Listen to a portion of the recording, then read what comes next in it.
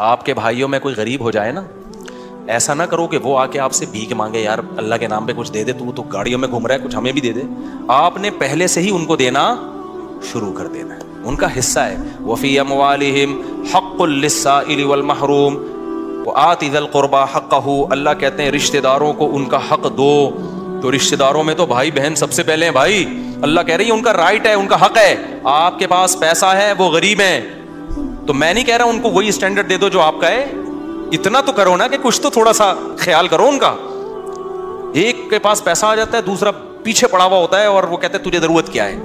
ضرورت کیا ہو بھائی؟ بھائیوں کو بہنوں کو ضرورت کی وجہ سے نہیں دیا جاتا. کس وجہ سے دیا جاتا ہے؟ رشتے کی وجہ سے دیا جاتا ہے. یہ اللہ کا حکم ہے. اگر آپ آخرت پر ایمان رکھتے ہو آپ کو یہ کرنا پڑے گا. نہیں رکھتے تو جیسے انگریز زندگی گزار رہا ہے، وہ بیوی کو بھی نہیں کھلاتا، وہ ماں باپ کو نہیں کھلاتا، تو آپ بھی نہ کھلاؤ. تو ایک فیصلہ کر لو، انگریزوں کے طریقے پہ چلنا ہے یا اسلام کے طریقے پہ چلنا ہے. اسلام کے طریقے پہ اگر چلنا ہے تو رشتہ داروں پہ بھی خرچ کرنا پڑے گا، بیوی بچوں پہ بھی خرچ کرنا پڑے گا، والدین پہ بھی خرچ، دیکھو جملہ مکمل ہی نہیں کر رہے، کرنا پڑے گا.